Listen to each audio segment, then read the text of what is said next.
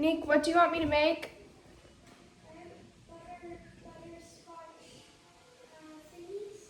Okay, so Annika wants me to make butterscotch thingies, and by that I think she wants butternut squash ravioli. So let's do a pantry dive. I just organized the pantry.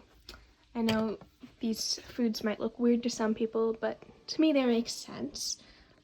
We don't actually have any squash, so I'm just going to be using the soup and reducing it. I don't have semolina flour, and I know that the Italians are quaking at the moment.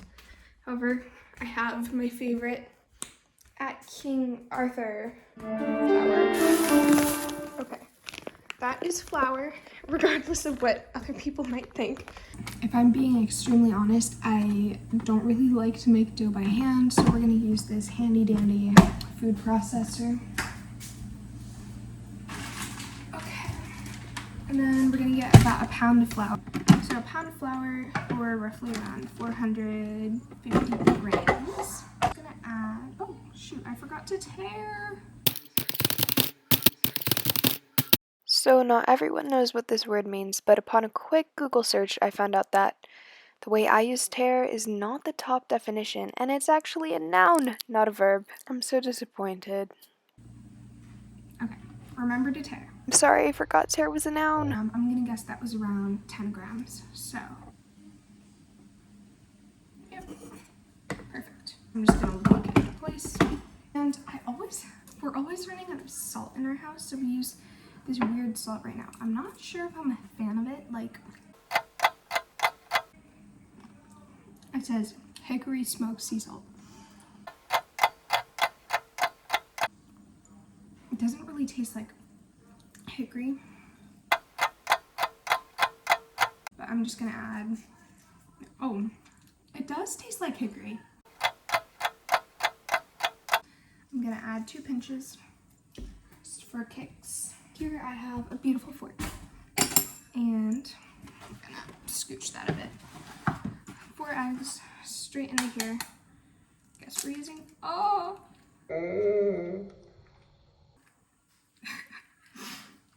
I love when I always have mishaps on camera. Okay, that,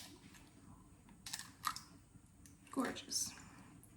A little bit of olive oil, just around a tablespoon. Oh, well, this is kind of low. The moment when you realize it was actually canola oil. Because we need our lipids. And then just gonna break up the yolks a bit. Optimum 45-degree angle.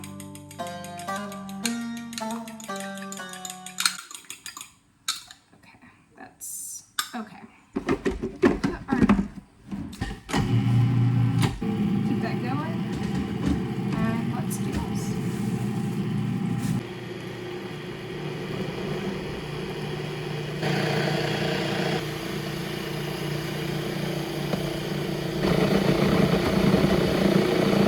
So it kind of has the texture of sand, and when you press it together it becomes a dough. I'm happy with it. I'm gonna take a little bit of flour. Oh goodness. Just going to knead until it's one smooth dough ball.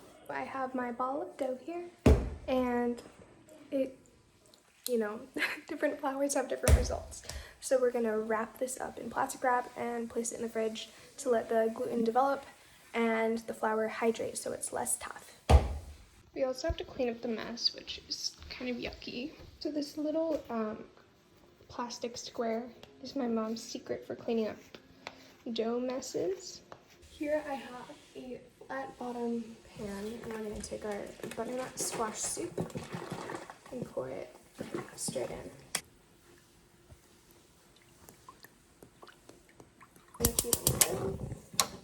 I stir with a baby whisk to prevent burning. Reducing the soup took a long time, so I enjoyed a crunchy pickle. Would highly recommend this brand. Et finalement, after around 30-40 minutes of stirring on a medium-low heat, we have a thick reduction. I think it tasted pretty good, so I didn't add any seasoning, and I plopped it in a bowl to cool. Flour here. Flour up our little hand rolling machine. and then coat a little down here. Next we have our rested dough. It is so much more like squishy. I'm so good at describing this. It is a lot more malleable, flexible, and now we just need to cut it in half with something. My sister took my favorite plastic tool, so I guess we can just use this offset. I don't want to get a super big piece, so this will be wrapped up. Retain the moisture. Attempt to make this into a disc, but preferably more of like an oblong rectangular disc. Coat both sides in flour like that, and then on the highest setting, go straight through. Okay. Man, this is, I have to go through a few more times, and this needs way more flour.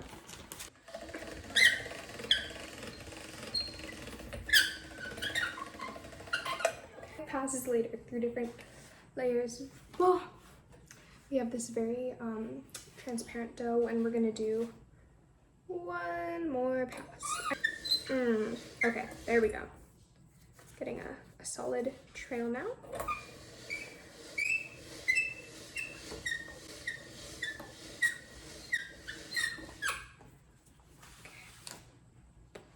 This is very, very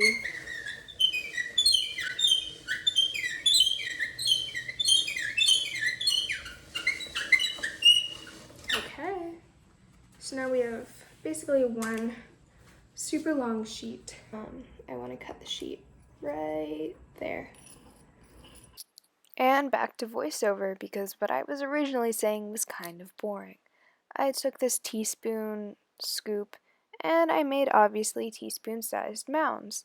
Now I would really recommend substituting this for a piping bag. I mean, you do get the waste of a piping bag if you don't have a reusable one, but they'd probably be more even. And finally, with a beaten egg wash kind of thing, I made a gingham plaid pattern to seal the hot pocket shaped or ravioli shaped ravioli, obviously, and then I cut them out into somewhat even-ish squares. Finally, I made a bunch off camera along with some fettuccine, and there we have some. That's scary. Thanks for washing the dishes. Yeah? My mom loves squash, and my sister, I guess she likes it. I mean, she requested it. My dad, on the other hand, does not appreciate the gourd family, so I browned up some veal and beef and a lot of lipids, and made a meat sauce for him. Our browned butter, sage to it. I really recommend this brown butter sage sauce. I also added some black pepper and some salt, and cooked the ravioli for 3 to 4 minutes in salted water. So we have our brown butter. Unfortunately, due to the roller coaster of emotions I experienced while making this dish, I lost the ability to present this dish properly to my family. And then, what do we call that? Bolognese. It's like tagliatelle bolognese. But the noodles were technically a fettuccine, and it was missing key characteristics of bolognese like onions, carrots, celery, and dairy. How you like 0.5 out of 10. Grazie. I'm not really sure if that's the word for thank you in Italian, but I'm pretty sure I saw it on a kid's menu at Olive Garden, so maybe that counts. I don't really consider myself a chef, but I do like how the word looks next to the word criticism. I think the meal went pretty well because the dough was more dehydrated than I think normal fresh pasta dough is. The pasta came out quite al dente, which my family enjoys. We don't like soggy or soft pasta in the house. I also wanted to make a note that the soup I used was perfectly seasoned, it didn't need any adjustment, and the reduction tasted splendid. Maybe fresh squash would taste, brighter, but this one definitely worked, and my sister, who is quite picky, really enjoyed it, so that's a plus. If you haven't done already, please give this video a thumbs down if you did not enjoy it, and leave a comment on how I can improve.